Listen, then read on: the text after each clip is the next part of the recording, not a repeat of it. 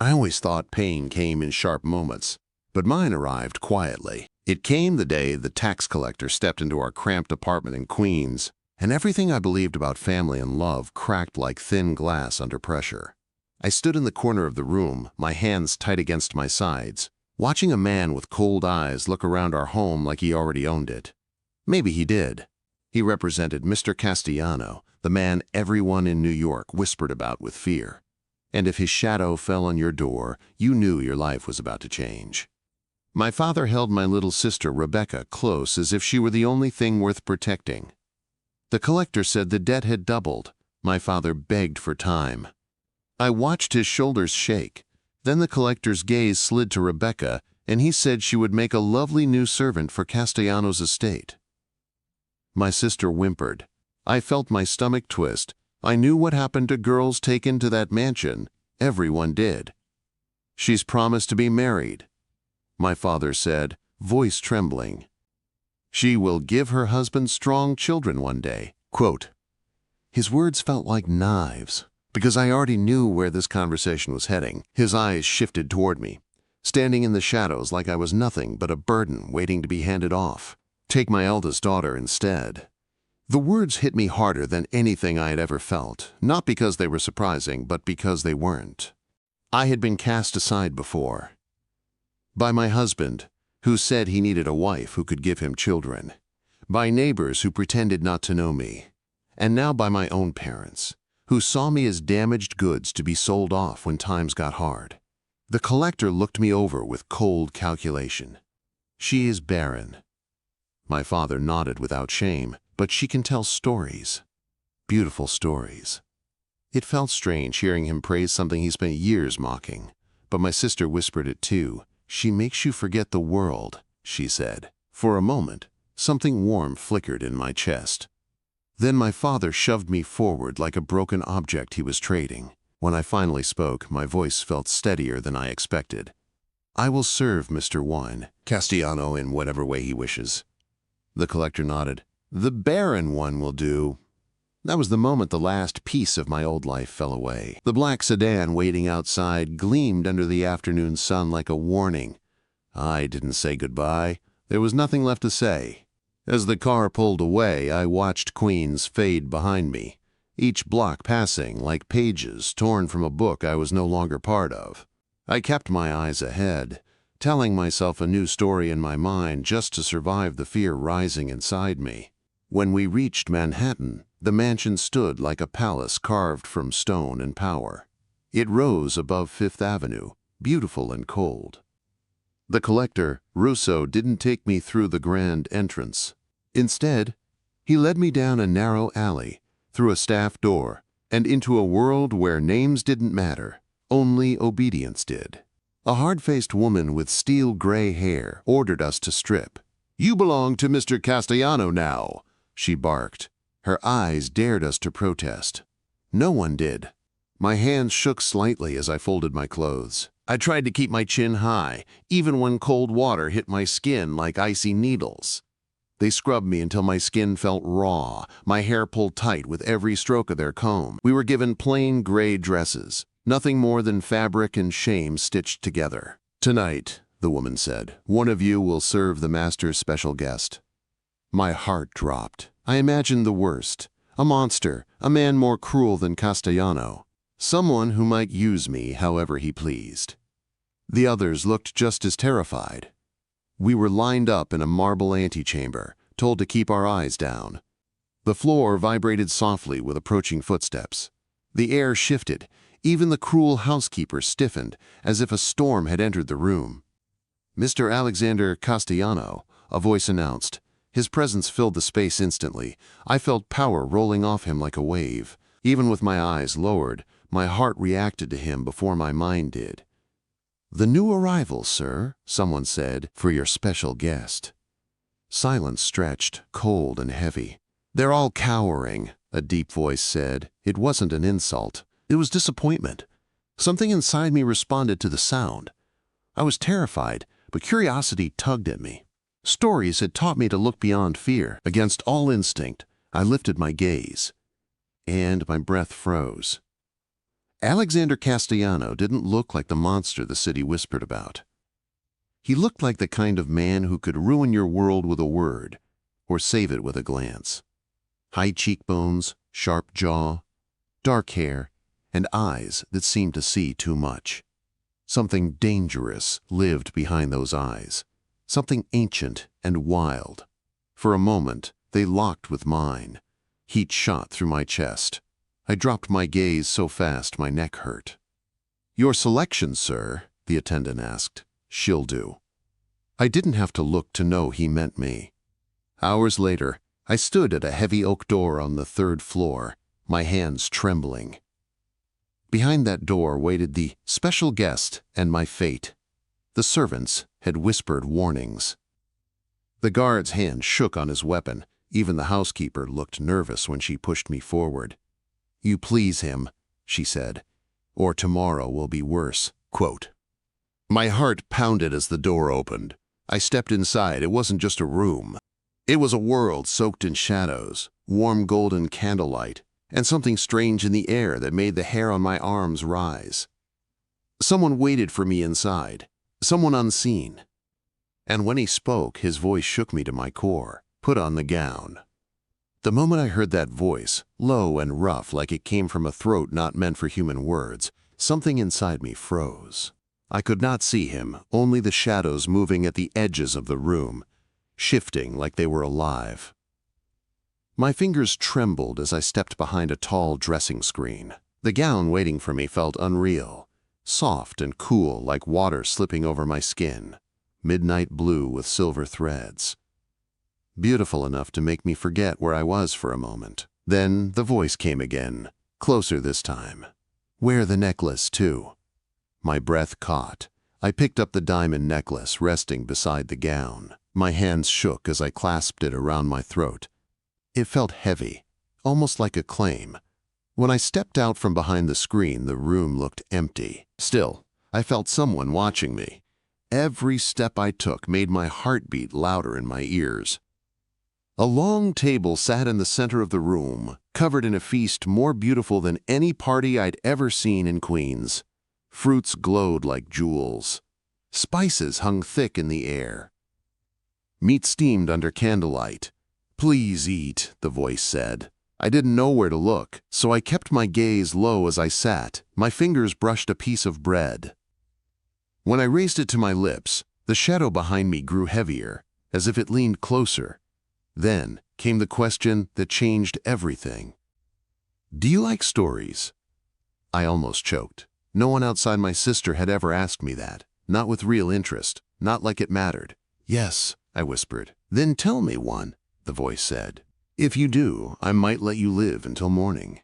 Fear wrapped around me like a cold hand, but even fear could not kill the spark inside me. I began a story, a simple one. My voice shook at first, but as the tale grew, so did my confidence. The shadow did not interrupt. He listened, truly listened. Every time my voice wavered, he would lean closer and ask, "What happens next?" No one had ever cared what happened next in any story I told. By the time I finished the end of the tale, my fear had eased just enough for me to breathe. "Tomorrow," he said, "tell me another." And just like that, my life changed again. The nights became my strange sanctuary. During the day, I scrubbed floors until my knees ached and my hands cracked.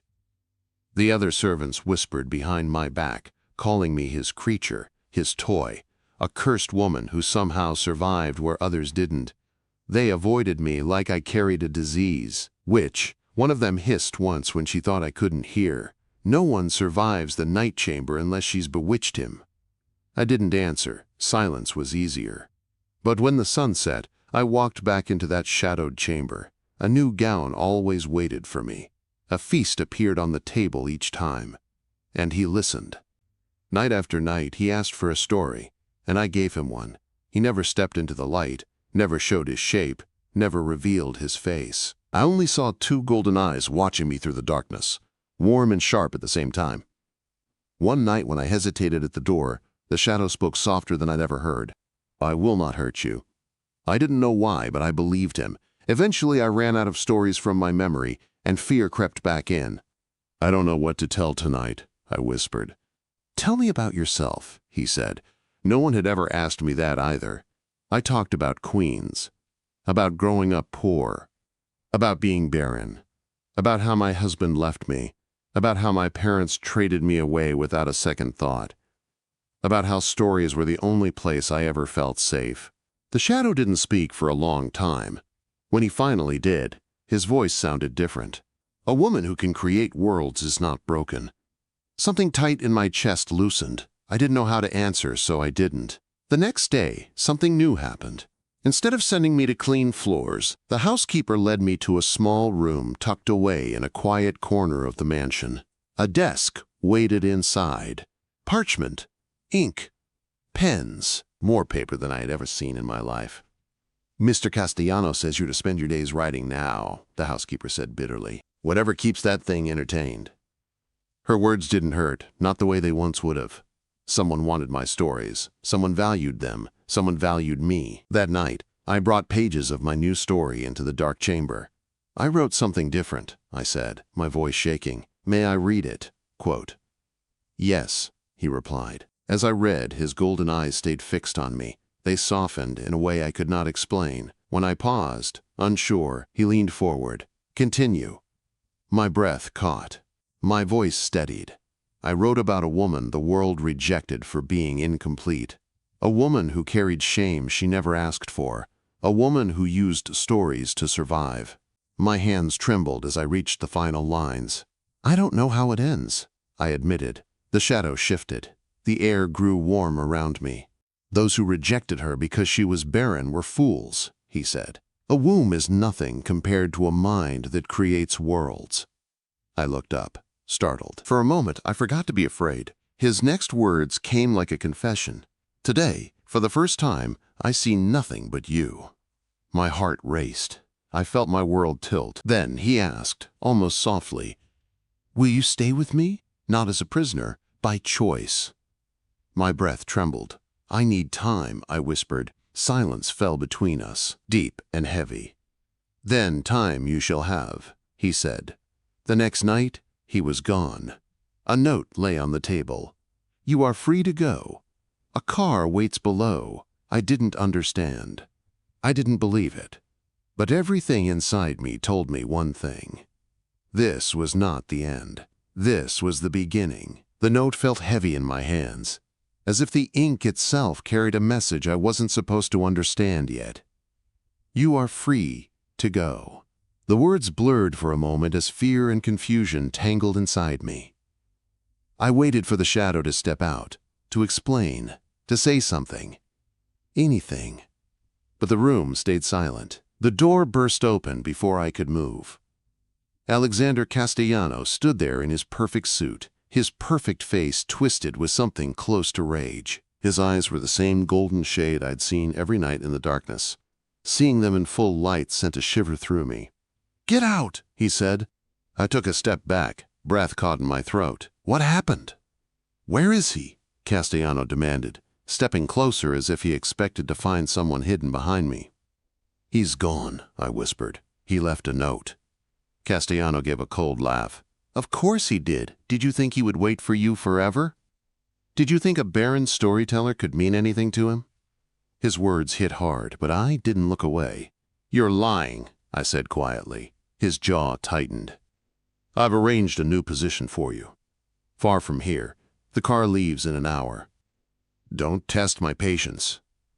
He walked out before I could answer, leaving me alone with the truth echoing inside my chest. I wasn't afraid of the man who shouted in hallways. I was afraid of losing the one who whispered in the dark. The house felt different as I walked through it for the last time. The servants stared at me with open judgment. Outside, the crisp autumn air wrapped around me, bright and sharp. Leaves drifted across the pavement like burning embers. The driver opened the door to a waiting sedan, but when we arrived, it wasn't a new workplace. It wasn't a prison. It was a small apartment in Chelsea. Inside, shelves were stocked with ink, paper, books, everything I needed to write. More than I ever had in my life. Someone had prepared it with intention. Someone who knew me. My heart knew exactly who. Days passed, slow and restless. I tried to write, but every time I lifted the pen, my mind drifted back to golden eyes and a voice that lived somewhere between shadow and man.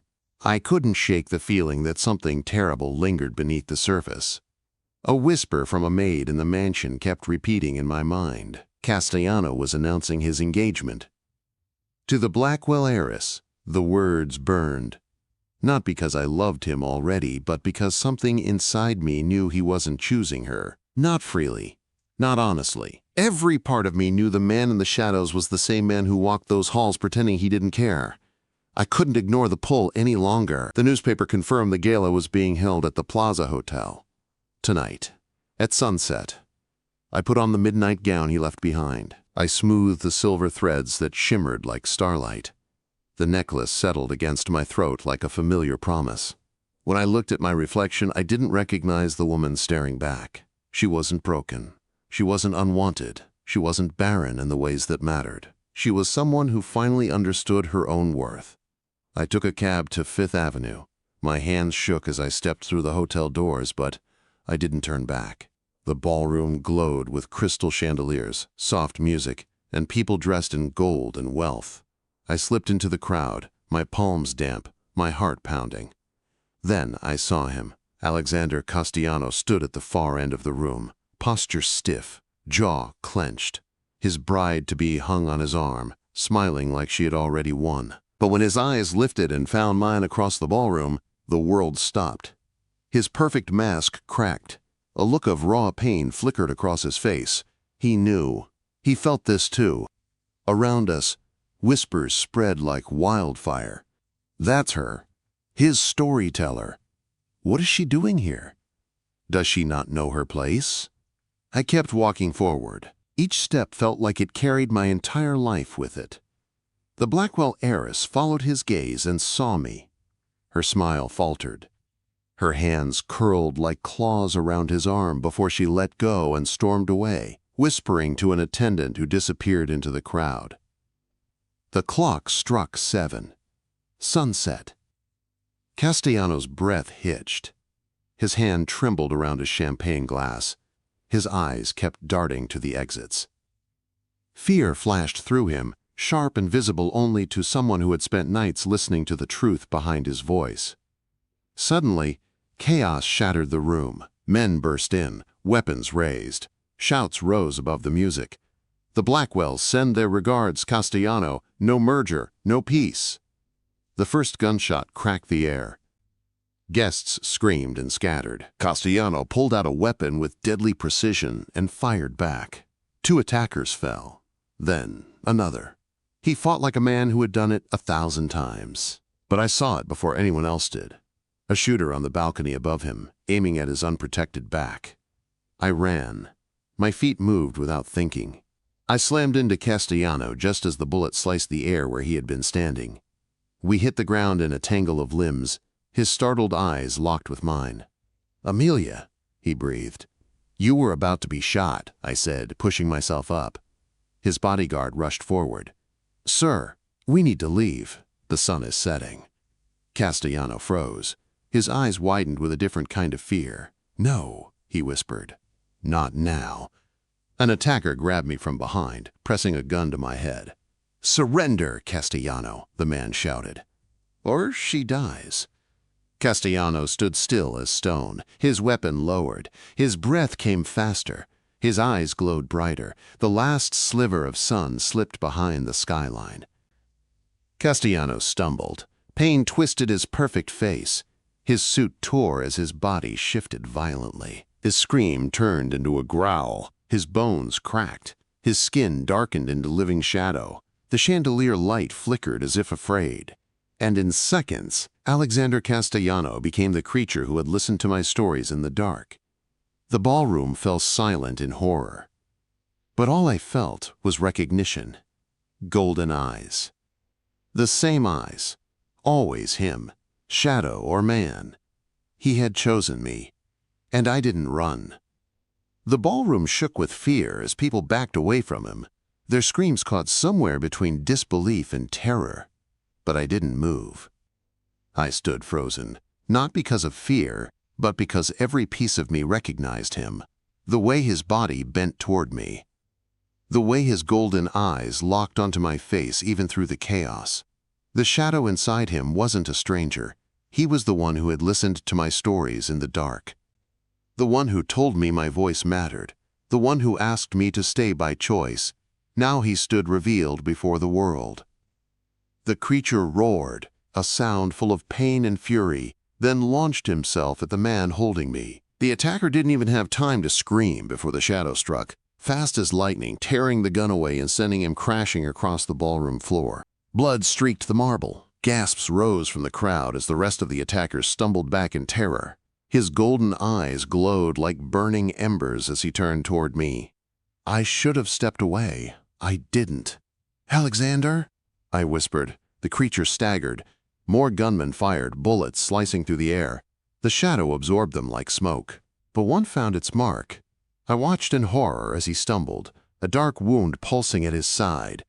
He let out a soft, broken sound, something between a growl and a gasp. The Blackwell heiress stepped into view, her face white with shock. "You're a monster," she said. Her voice trembled, even though she tried to hide it. "All this time, this is what you are." He turned his head slowly toward her, but there was no threat in his gaze, only sadness.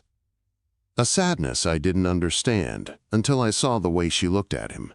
Like she wanted the man but hated the beast, as if she only loved the mask, never the truth beneath it. Around us, fear thickened the air. Guests huddled together. Security shouted for backup, and still he kept looking at me as if the entire room had disappeared. Something clicked inside me. I understood. Every whispered conversation. Every night he stayed hidden. Every time he avoided the light. Every comment about armor and truth. He wasn't two beings. He was one. Both man and shadow. Both light and darkness. He had been cursed to live in two halves that never fit together. And he had been alone with that burden for so long it had carved hollows inside him. The witch's curse. I had read about myths like it. But this was no myth. This was the man I had grown to care for, standing exposed and wounded, waiting for me to decide what he was worth. Security regained control of the room. The attackers fell one by one. The last man dropped his weapon and fled. But no one moved toward Alexander. No one dared. The curse lived in the air like electricity. He swayed on his feet. The wound at his side glistened with dark shadow that kept shifting like smoke. He was dying. Not from the bullet, from the fear in the room, from the rejection. His golden eyes dimmed just a little as he whispered my name. Not with his voice this time, but with something deeper, something old and tired and filled with longing. I stepped forward. Gasps exploded behind me. Someone shouted, "No!" Another voice cried, "She's insane!" But I didn't listen. I walked toward him like my feet knew the way long before my mind did. He lowered his head, almost bowing, as if expecting me to strike him or run away. Instead, I lifted my hands and placed them gently on either side of his shadowed face. His skin felt warm beneath the darkness, soft, trembling. "It was you," I whispered.